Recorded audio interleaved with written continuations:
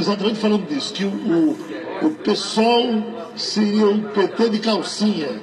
Qual é a tradução fala disso? muito, isso aí acontece no nosso meio, né? É brincadeira jocosa, uma de bom gosto, outra de mau gosto. Eu não entro nesse método. O Brasil tem problema seríssimo para ser resolvido. A cabeça do quem está no governo tem que mudar, se é que a gente vai conseguir, né? Se não mudar, a gente muda em 2018, pelo voto. E quem sabe eles têm que enfrentar um militar eleito pelo voto, né? Não vale militar disputar a eleição? Vale. E os problemas são sérios. Está aí, um exemplo está aí. Já está decidido que o senhor é candidato? Não, se eu falar que eu sou candidato, eu saio daqui com o processo do TSE. Tá? Eu não quero isso daí, até porque eu tenho que cumprir a lei, né? Você pode ver, o estado de Pernambuco, que está oferecendo ferro aí, é o estado que mais vai decrescer nesse ano entre os estados, exatamente por falta de investimento em Porto de Suape. Agora, o governo do PT investe no Porto de Mariel, lá em Cuba. Quer dizer, fica difícil, realmente, um partido que defende o bem-estar dos outros lá fora em detrimento dos nossos irmãos aqui dentro. Como Rita, como Fernando Ferro, fala até razoavelmente bem. Obrigado. Não, razoavelmente bem eu falei. Tá, tive o cuidado de botar esse termo aí, que não move negócio. Você pode ver, ele podia explicar para mim, porque no diário, eu sei que talvez ele não saiba, ele não pode saber de tudo, né? No Diário Oficial da União, de 21 de março do ano passado, via instrução normativa, o Ministério da Agricultura autorizou a importação de bananas do Equador diretamente para o CEAGESP. E agora o Brasil está na iminência de autorizar a importação de maçãs diretamente da China, prejudicando a região sul, os nossos queridos estados de Paraná, Santa Catarina e Rio Grande do Sul. Então o comércio com viés ideológico tem feito o próprio governo. Você pode ver, vivemos uma crise de energia no Brasil? Ninguém nega que vivemos. É culpa de São Pedro? Não interessa, vivemos. O que o governo Lula fez e foi complementado no começo do governo Dilma, o ano passado. Com dinheiro, grande parte nosso, a construção de linhas de transmissão que ligam Itaipu a Assunção, no Paraguai.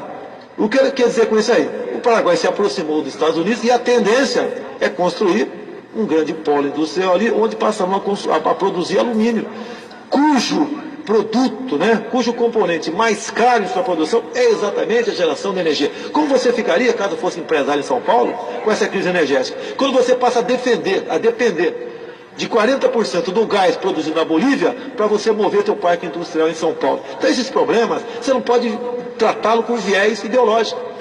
Criaram o Unasul, um nome de fantasia para o Foro de São Paulo, um grande conglomerado, né, de países aqui do Caribe, para cada um se ajudar no momento da sua respectiva eleição. Nós não temos que ter... E olha só, uma coisa importante. No livro do Mujica,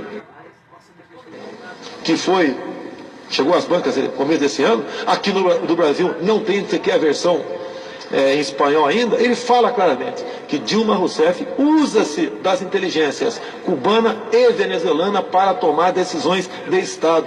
O governo abre embaixada na Palestina, constrói a 100 metros do Palácio do Planalto. O governo aprovou esse ano um acordo de educação com a Palestina. Seria com o Hamas? Só pode ser, porque Dilma acabou de falar na ONU que nós deveríamos, o Brasil e o mundo, deveria procurar dialogar com o Estado Islâmico. Nós estamos aceitando aqui de forma indiscriminada a entrada de estrangeiros. Não tem o perfil de fugitivos de guerra. São pessoas que têm tudo para ser guerrilheiros dentro do nosso país. Bom, acho que nós não estamos em crise energética, como fala o deputado Bolsonaro. Se ele ler um pouquinho, ele vai saber. Nós estamos com uma crise hídrica, mas as nossas fontes hídricas, as hidroelétricas, estão sendo supridas e substituídas pelas fontes eólicas, que é a geração do vento, que o Brasil hoje está num processo de expansão impressionante. Nós temos termoelétricas que garantem essa possibilidade. O senhor é torturador? Sem garantia energética, o empregado não investe, né? Hoje em dia, milhares estão sendo torturados em filas de bancos, dado aos escândalos, dado aos roubos que nós estamos tendo, em especial na nossa Petrobras. O próprio Lula disse essa semana que ele elegeu Dilma com um discurso e depois foi obrigado a fazer exatamente o contrário do que pregou durante a campanha. O que é tortura? O que é tortura? Os meus pronunciamentos vão sendo distorcidos ao longo dos tempos nessa questão. Você pode ver, quando ele fala em golpe militar, quem caçou João Goulart foi o Congresso, no dia 2 de abril de 64. Me surpreende ele ter tido mandatos por tanto tempo em Brasília e nunca ter ido à biblioteca. Será que ele se sentiria torturado entrando na biblioteca lá? Para mostrar a verdade. Todo mundo queria ser João Goulart. Inclusive, a imprensa toda o vacinou. Toda a imprensa ovacionou, os jornais dizem isso aí. A OAB queria a saída do João Goulart, as mulheres nas ruas, os empresários, os agricultores, a Igreja Católica. E no dia 2 de abril de 64, deixa eu terminar aqui, no dia 2 de abril de 64, o Congresso Nacional cassou o mandato do João Goulart. No dia 9 de abril de 64, o Congresso elegeu Castelo Branco, inclusive com o voto de Ulisses Guimarães. E só no dia 15, o presidente assumiu. E a luta armada, esse pessoal que fala em democracia, grande maioria, foi para onde? Se abastecer de democracia, foram para Cuba. Voltaram para a luta armada aqui. E ela começou exatamente em meados de 66, com a bomba do aeroporto de Guararapes, que matou um colega teu, Geraldo, um jornalista, e matou um almirante e feriu 12 cidadãos aqui de Pernambuco que tinham nada a ver com o assunto. E só não morreu mais gente que o avião do presidente não conseguiu chegar aqui, ele acabou vindo de carro para cá. O aeroporto já estava esvaziado. Veio a luta armada, a guerrilha do Araguaia. O que eles foram fazer no Araguaia? Caçar rolinha, pescar lambari? Queriam fazer o que Fidel Castro fez em Cuba, descendo de Serra Maestra. Não conseguiram. Nós aniquilamos a guerrilha do Araguaia para o bem do Brasil. Caso contrário, teríamos lá uma Farc. Hoje em dia o governo só se aproxima de ditaduras do mundo todo. É Fidel Castro, é a Ahmadinejad, que eles queriam até pouco tempo, quando a Ahmadinejad estava no governo, que ele pudesse enriquecer urânio acima de 20%. Com a mentira que a Ahmadinejad queria enriquecer urânio para fins pacíficos. Quem garante a democracia nos países, em qualquer país do mundo, sempre foram as suas Forças Armadas. Deixa para o Bolsonaro, no quesito roubo. Não, você pode ver, né? Quando ele fala em lutar por democracia, há poucas semanas, dentro do Palácio do Planalto, o presidente da CUT, ao lado de Dilma Rousseff, falou que ia pegar em armas para defender o seu mandato. Você não encontra, Geraldo, nenhum daqueles 5 generais presidentes, nenhum que tenha enriquecido. Muito menos filho deles. Hoje você vê os filhos do Lula vivendo com marajás por aí. Qualquer bagrinho terceiro escalão do PT tem casa no Lago Sul. Mais ainda, o meu partido tem 32 nomes dentro do Supremo Tribunal Federal, e eu fui citado no mensalão pelo Joaquim Barbosa como o único deputado da base aliada, Fernando Ferro, que não foi comprado pelo PT. O teu partido comprava o pessoal lá dentro. Comprava como? Se fosse com o dinheiro do teu bolso, você podia até discutir isso aí. Mas com o dinheiro público. Mas conseguiu comprar essa oposição toda hoje. A oposição hoje é o seguinte: como foi descoberto o Lava Jato e aprovou esse orçamento impositivo, os deputados agora não ficam de 4 de pires na mão, pedindo, pelo amor de Deus, para o PT, o governo do PT, liberar suas emendas, que ele vote que bem entender lá dentro. Tanto é verdade que hoje em dia você não vai aprovar a CPMF, exatamente por causa disso. Agora, reviraram a vida pregressa dos militares, com a mentirosa Comissão Nacional da Verdade. Mentiram até não querer mais, caluniaram as Forças Armadas até não querer mais. No tocante à riqueza, já que o assunto é corrupção, nenhum militar enriqueceu, nenhum filho de militar ficou rico. Agora, do lado deles hoje em dia, a gente vê claramente, até o final de 2002, quando era oposição, desculpa aqui, vocês viviam como se fossem mulambos dentro da Câmara, aquela calçadinha surrada, alguns de tênis, aquele quando muito desodorante avanço fedorento. Hoje em dia, até numa mania, fizeram clareamento dental com o mesmo salário, tem casas, tem tudo que acontece por aí, estão muito bem, a grande maioria está muito bem de vida. Ô, Fernando Ferro, se você fosse um bom parlamentar, seria sido reeleito aqui em Pernambuco e não foi. A exemplo contrário, meu lá no Rio de Janeiro. Você tem que me respeitar, viu? Eu estou te respeitando. Você tem que me respeitar, porque eu tive mais votos de que na eleição anterior não foi reeleito por outro contexto. Tudo bem. Você me respeita.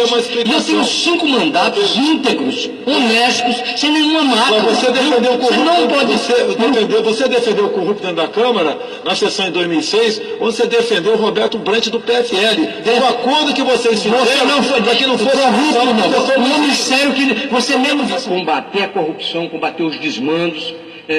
Corrigir os rumos da economia, sugestões. E outra coisa é a calúnia. Esse negócio do filho do presidente Lula, que são milionários, que são nababos aí, já chegou a... Tem, inclusive, vão responder em processos aí. É evidente que são pessoas de classe média. Vocês queriam o quê? Que um filho do presidente da República continuasse lá na sarjeta, que nós tivéssemos uma dificuldade financeira.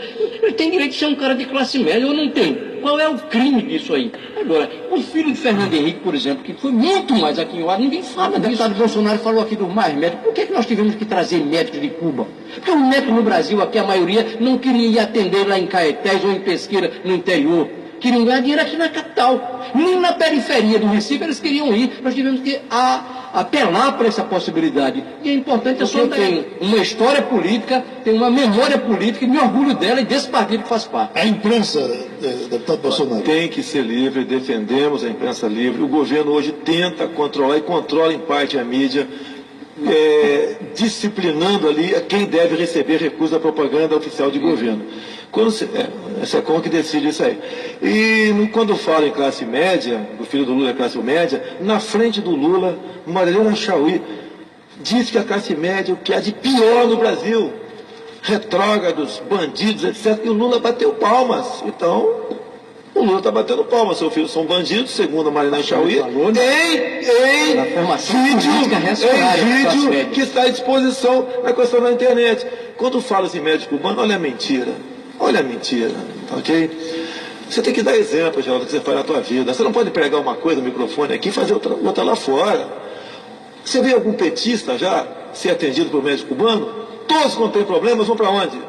Vão para o Sírio-Libanês, muito bem tratado. A elite da medicina brasileira. São vários que foram atendidos. Lula já foi lá, Dilma já foi lá, Genuíno já foi lá, todo mundo já foi lá. O Chávez, que foi com a cúpula dos médicos cubanos lá em Cuba, acabou morrendo, né?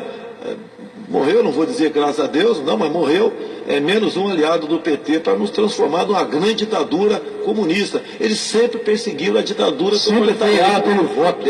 É um militar. Hoje em dia, mas sempre ele pelo voto. Eu tive 500 mil votos na última, mesmo sendo tudo isso que me acusam indevidamente de eu ser. Se não sobrar calúnia para a esquerda, eles não têm como me atingir. E eu estou muito bem recebido em qualquer lugar que vou do Brasil, porque tem oposição. No passado, o PT votava comigo. Até 2002, o PT votava comigo. Eu não mudei. Quando o PT assumiu, o PT começou a perseguir a população, perseguir o servidor aposentado, não dá mais aumento compatível aos aposentados, taxar inativos, quer agora criar CPMF, etc. Esse é o PT que está aí. Nós vamos mudar esse país, pode ter certeza. O tempo estourou. Nós melhoramos o salário mínimo, a vida dos aposentados. E quem gosta mais do governo? O senhor, Ferro. Não sei, isso aí... Eu sou casado, Ferro. Acho que é você que tem filho também. Isso não está em discussão aqui. Alguma coisa eu estou junto com o Ferro, pode ter certeza. Nessa estamos juntos, Ferro. Obrigado. O programa é repetido de 11 à meia-noite.